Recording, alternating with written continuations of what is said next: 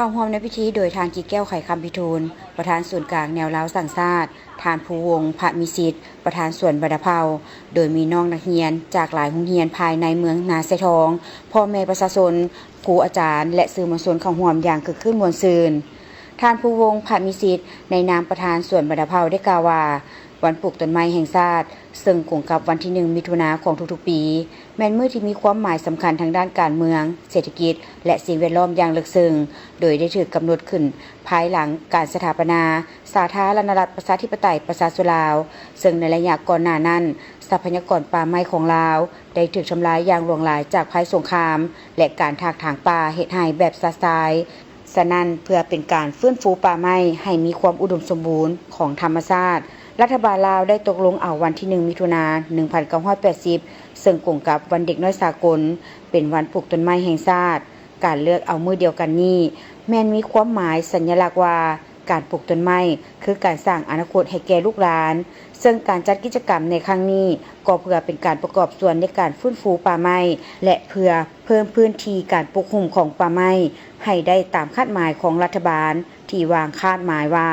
ปลูกป่าให้ได้70 ส่วนห้อยของเนื้อที่ทั่วประเทศปีนี้พวกเขาจะมีหลายอย่างเกิดขึ้นคือพวกเขาจะได้เหตุกิจกรรมมีบอลลินเด็กน้อยเฉพาะเนาะปีนี้เพราะว่าวันเด็กน้อยพวกเขาได้เกี่ยมเฮ็ดในวันเด็กน้อยแล้วพวกเขากำลังสั่งตื่นก็คือเนาะสวนที่เขาบอกวังหนึ่งนี้สวนดอกเพิงต่างๆคือเพื่อให้เป็นใหญ่ให้มันใหญ่ที่สุดเลยเนาะในเนื้อที่ประมาณเกือบ4 ไร่ที่มันได้ให้ว่าคนมาแล้วมาลินในบึงเห็นหูเรื่องต้นไม้แล้วเนาะพร้อมนั้นไปเที่ยวเรื่องบรรดาเผ่าต่างๆเนาะเห็นหูเรื่องสวัสดิธรรมแล้วยังไปบึงเรื่องธรรมชาติเนาะคือไปบึงเรื่องกล้วยไม้หรือว่าต้นดอกเพิงกันเนาะต้นเพินต่างๆนั่นหลากหลายแต่ที่ส่วนใหญ่เนาะให้คนมาเบิ่งอีกแล้วก็สามมาพวกเขาจะเฮ็ดตูบต่างๆอยู่ข้างหน้านี่เป็นบอนเครื่องผลิตภัณฑ์เครื่องเป็นทานอาหารเนาะแล้วก็นั้นจะมีตลาดน้ำกิจกรรมครั้งนี้ยังได้มีพิธีปล่อยปลาปลูกต้นไม้สมสวนดอกผึ้งสมพิพิธภัณฑ์สนเผาสมการแสดงศิลปะการเดินแบบและแจกจ่ายของขวัญให้น้องๆนักเรียนส่วนบรรดาเภามื้อนี้กิจกรรมอยู่ในงานมื้อนี้ก็จะมีปล่อยปลาแล้วก็ปลูกต้นไม้แล้วก็ได้เรียนรู้วัฒนธรรมของ50ชนเผ่าและมื้อนี้เขาก็จะได้เบิ่งโซฟ้อนงามๆของแต่ละโรงเรียนนำอยากเชิญหมู่ครูหรือว่าผู้ปกครองทุกๆคนเนาะมาเล่นอยู่ซีสวนบรรดาเภาได้เพราะว่าสวนบรรดาเภาของพวกเขานี่ก็มีบอลเล่นหลายบอลแล้วก็เขาจะได้เรียนรู้วัฒนธรรมของ50ชนเผ่าไปน้ำกัน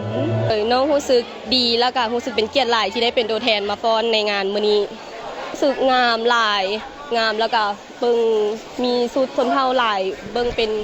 พื้นเมืองลาวให้เบิ่งเป็นตัวอย่างที่ดี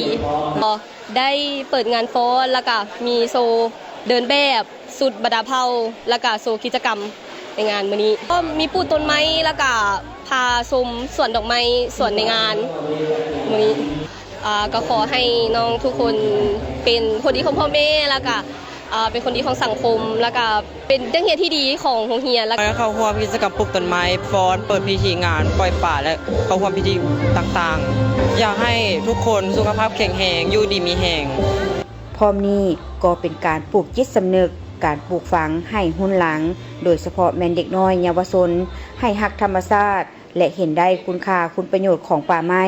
แก้ไขปัญหาสิ่งแวดล้อมเพื่อลดทอนผลกระทบจากการเปลี่ยนแปลงของสภาพดินฟ้าอากาศก็คือภูมิอากาศป้องกันการซอดเจือนของหน้าดินและเพื่อวางรากฐานให้แก่การใช้ทรัพยากรธรรมชาติอย่างยืนยงและให้คนรุ่นใหม่ได้เห็นความสำคัญของทรัพยากรสีเขียวซึ่งในนี้ส่วนบรรดาเผ่าได้ประกอบส่วนอย่างตั้งหน้าในการเพิ่มพื้นที่สีเขียวก็คือการช่วยฟื้นฟูความอุดมสมบูรณ์ให้แก่ระบบนิเวศป่าไม้ในเขตเมืองนาทรายทอง